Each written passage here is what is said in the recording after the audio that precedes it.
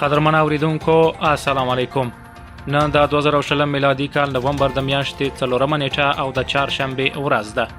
تاسو د اول انډیا رادیو ته غوږ یاست.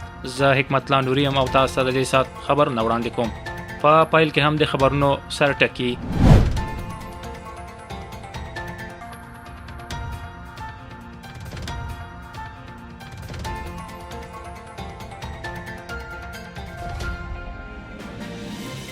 لومړی وزیر نریندر مودي به سبا د نړیوالو پانګوالو د مجازي ګردی میز غونډې مشري وکړي. هند وایي چې هغه د هند پیسفیک سیمه کې بنسټیزو ارتباطي او اقتصادي پروژو وده او همکارۍ ته ژمن دی. استرالیا د هند متحده ایالاتو جاپان ترڅنګ د مالابر سمندري تمریناتو کې برخه اخلي. د بنگلاديش د بهرنی چارو وزیر وایي مذهبي احساساتو ته له زیان رسولو پرته د مسؤلیت سره د بیان ازادي وکاروي.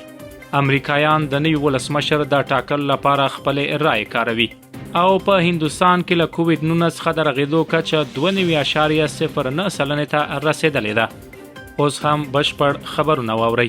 لومړی وزیر نریندر مودي به سبا د نړیوالو پانګوالو د مجازي ګردی میز غونډې مشري وکړي. ګردی میز د مالیې وزارت او ملي پانګونې او بنسټیزي بودیجې لخوا تنظیم شوی دی. دا د مخکښو نړیوالو اداراتي پانګوالو د هند د سوداګرۍ مشرانو او د دولت او مالی بازار تنظیم کوونکو تر ټولو لوړو پریکړې کوونکو ترمنځ ځانګړي خبرې دي. د مالیې وزیر د RBI بانک مشر او ځینې نور مشران به هم په دې غونډه کې برخه واخلي.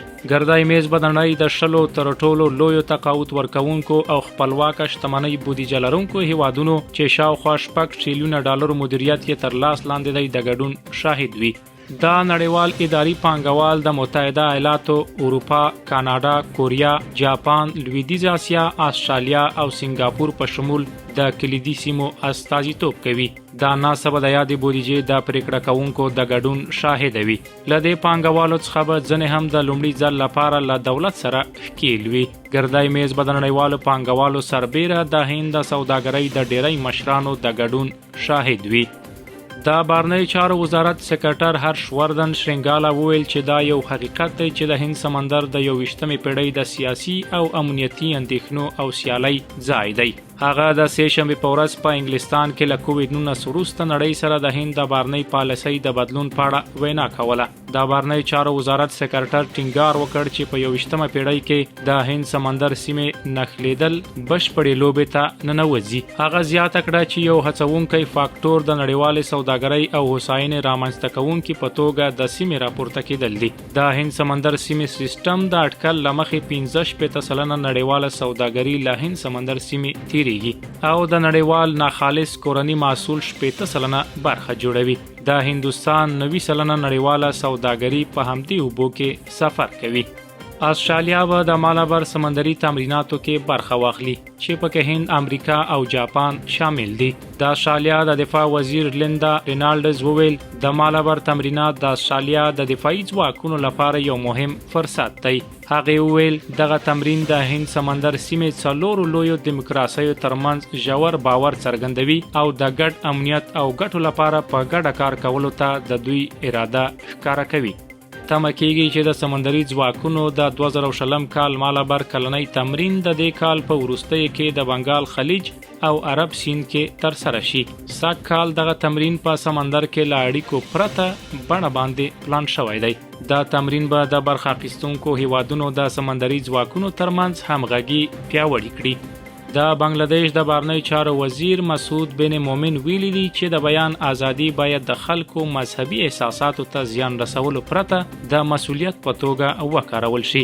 د سهشنبه په ورځ په ډاکا کې د رسنیو غړو ته په خطاب کې د بهرنی چارو وزیر وویل چې بنگلاديش د مذهب په نوم د تاوتریخوالي ملاتړ نه کوي. د رسمي خبري اژانس BSS راپور ورکړی چې مسعود ویلي ډاکا د تراګریز تاوتریخوالي له قربانیانو سره د خواخوږۍ په څرګندولو سره وویل ډاکا په اروپا کې وروستي تراګریز بریدونه غندي. د فرانسې په یوه مجله کې د پیغمبر اکرم او د هغې وروسته د تاوتریخوالي په اړه د فرانسې ولسمشر ایمانوئل ماکرون د څرګندونو په وړاندې د بنگلاديش د اسلامي ډلو لخوا ترسره شوي لاریون ته په اشارې سره د بهرنیو چارو وزیر مومن له ټولو وغوښتل چې سوله او امن وساتي. هندوستان او د خلیج همکارۍ شورا یا GCC ترویکا د سه شنبه په ورځ خپل کلنۍ سیاسي خبرې په مجازي بڼه ترسره کړې. د بهرنیو چارو وزیر ډاکټر اس جے شنکر د هندي پلاوي مشري وکړه. د GCC په ناسته کې ډاکټر نایب فلاح ام الحجراف، د GCC سکرټر جنرال ډاکټر عبداللطیف بن راشد الزیایی د بحرین د بهرنیو چارو وزیر او ډاکټر انور بن محمد کارګش د عرب متحده اماراتو د بهرنیو چارو وزیر ګډون کړی و. په غونډه کې د سعودي عربستان، کویت او قطر لوړپوړو استازو هم برخه اخیستې وه. مشرانو د هند او GCC اړیکو ته تفصیلي کتنه وکړه او په تیرو څو کلونو کې د پرمختګ او لاسته راوړنو ستاینه وکړه. دوی خوښي څرګنده کړه چې هند او GCC هیوادونو حتی د کووډ-19 ناروغۍ پر مهال خپلې نږدې همکارۍ ته دوام ورکړی. د متحده ایالاتو د ولسمشریزو ټاکنو د 50م دور لپاره رایچونه روانه ده. د راتلونکي امریکایي ولسمشر ټاکلو لپاره ټاکنې د رای ورکوونکو د پراخ ګډون شاهد وي. نږدې 100 میلیونه رای د مخه د میل رایو او په شخصي ډول او پرمختللي رای ورکولو سیستم له لارې کارول شوي دي. د دې څوکۍ لپاره مخکښ نمایندان د جمهوریت غوښتونکي ګوند نوماند ډونالد ټرمپ او د دیموکرات نوماند جو بایدن دي. د نږدې 240 میلیونه رای ورکونې وړ وګړو سره د نړۍ تر ټولو زړه دیموکراسي د نړۍ په سیاست کې یو له خورا مهمو ټاکنو شاهده ده. د کورونا روانې وبا له امله په متحده ایالاتو کې ډیری ایالتونو دا ځل مخکې له مخکې د رای ورکونې شرایط نرم کړل. همدا لامل دی چې د 2014 کال ولسمشریزو ټاکنو 83% رای د سږ کال د ټاکنو له ورځې وړاندې ثبت شوي دي. د اتریش چارواکو د سه شنبې په ورځ وویل چې په ویانا کې د دوشنبې په ورځ په ډزو کې 15 تنه مړه شوي چې پکې د یو برید کوونکي په ګډون 19 تنه نور ټپیان شوي دي. د کورنۍ چارو وزیر کارل نهمامر وویل چې په برید کې 2 سړي او 2 میرمنې د ټپونو له امله مړې شوي دي. یو لوړپوړي امنیتي چارواکي وویل یو مشکوک برید کوونکی چې د پولیسو لخوا په ډزو وژل شوی او د اتریش او شمالي مقدونیا 20 کلن دوګونی تابع و. د مخې په محکمه کې د تراګرۍ قضیه درلوده. د ویانا روغتیايي خدماتو ویلي چې د برید نه وروسته په روغتونونو کې د 19 کسانو درملنه شوې ده او د 9 نورو کسانو روغتیايي وضعیت د اندېښنې وړ دی. هغه ویل چارواکي لا هم هڅه کوي چې معلومه کړي چې آیا نور بریدګر د برید پلان لري او کنه. په ویانا کې خلکو څخه غوښتل شوي چې د امکان تر حده په کورونو کې پاتې شي او ماشومان اړتیا نه لري چې ښوونځي ته ولاړ شي.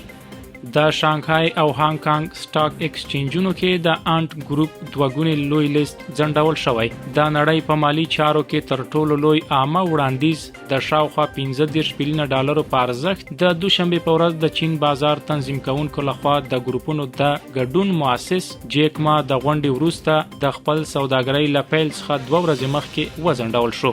د شانګهای سټاک ایکسچینج پریکړه کړې چې د انټ ګروپ لیست کول لنډمهاله وځنډوي. د شانګهای مارکیټ اپریټر لخوا په یو بیان کې لکه څنګه چې د سیمایي رسنیو په حواله ویل شوی د انټ ګروپ لوړپوړو چارواکو او د چین لوړپوړو مالی تنظیم کوونکو ترمنځ یو ناسته د څار په چاپیریال کې د پام وړ بدلون رامنځته کړ چې ممکن د فینټیک شرکت د لیست شرایط او تبادله افشا کولو قواعد پوره نه کړي.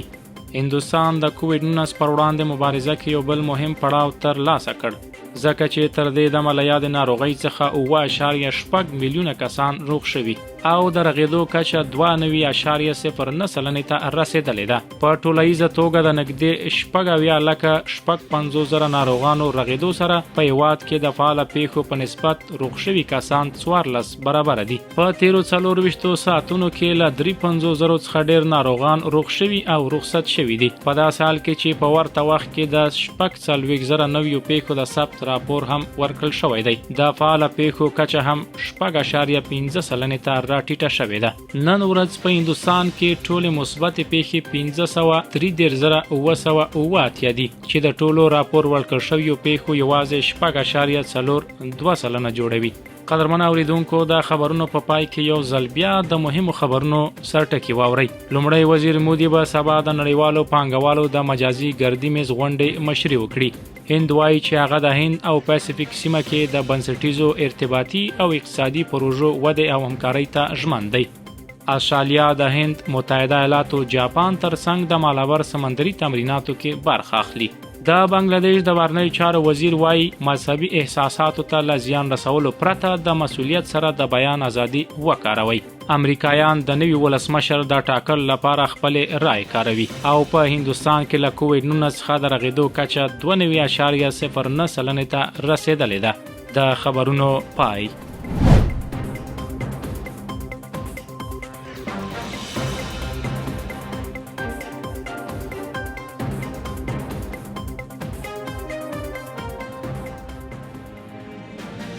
د نن ورځې تبصره لیکنه د معین الدین خان او جباړه او وینا د هریندر کمار سواتی.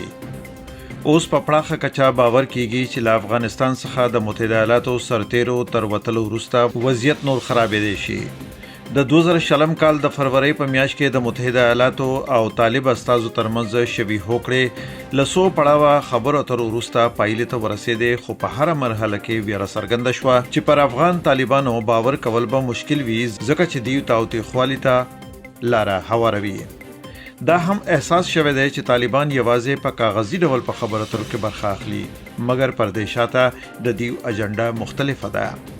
15 یا 6 کاله د مخه کله چې د متحده ایالاتو لوی شمیر سرتیري له افغانستان څخه ووتل، طالبان چې په پاکستان کې په خپلو پټنځایونو کې پټ شوي وو، له هغه ځایه به د بریدونو پلان جوړاوه او په افغانستان کې به امنیتي ځواکونه او ملکي وګړي په نښه کول.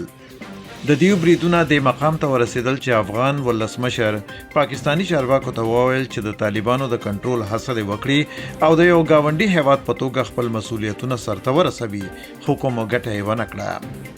ولسمشر ټرمپ د افغانستان په اړه یو شمیر پریکړې کړې دي. په لومړي سر کې هغه پاکستان ډېر سست وبالو او پریکړه وکړه چې مالی مرستې ورته بند کړي، خو بیا ناڅاپه د هغه تګلاره بدله شوه او هغه پریکړه وکړه چې مستقیم له طالبانو سره خبرو اترو او جوړجاړي ته لاره هواره کړي، که څه هم افغان حکومت یو څه اعتراضونه لري، خو خبرې په دوحه کې پیل شوې. افغان حکومت د اوربند غوښتنه وکړه او دا ناوخت یې څو ځله خپل کړي، خو طالبانو هیڅ کله هم حکومت په هوش کې نه راوستی. ټاکل شوی و چې یو ځل د متحده ایالاتو او طالبانو ترمنځ هوکړه لاسلیک شي، نو د افغان حکومت او طالب استازو ترمنځ به خبرې اترې وشي. دا لړۍ په دوحه کې پیل شوې، خو وضعیت لا هم ناڅرګند دی. لکه څنګه چې شواهد ښایي، طالبان افغانستان ته د سولې راوستلو سره هیڅ علاقه نه لري. دوی یوازې غواړي خپل اجنډا مسلط کړي.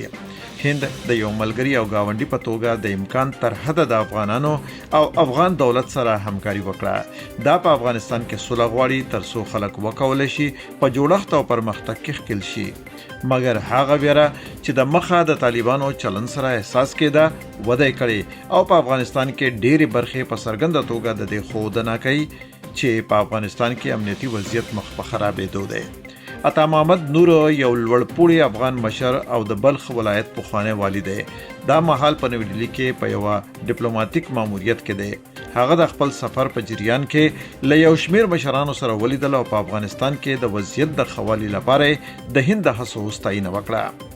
هغه اندېښنه څرګنده کړه کله چې د متحده ایالاتو سرتیري له افغانستان څخه ووځي او په دوحه کې خبرې اترې بې نتیجه ثابت شي، نو د افغانستان وضعیت نور خرابېدی شي. باید یادونه وشي چې د طالبانو سره خبرو اترو لپاره په دوحه کې د افغان حکومت لخوا د نومول شوي استازو ډله کې د عطا محمد نور کشر زوی خالد هم شامل دی، مګر نور صاحب په خپله د دوحه خبرو څخه ډیر خوشبین نه ښکاري.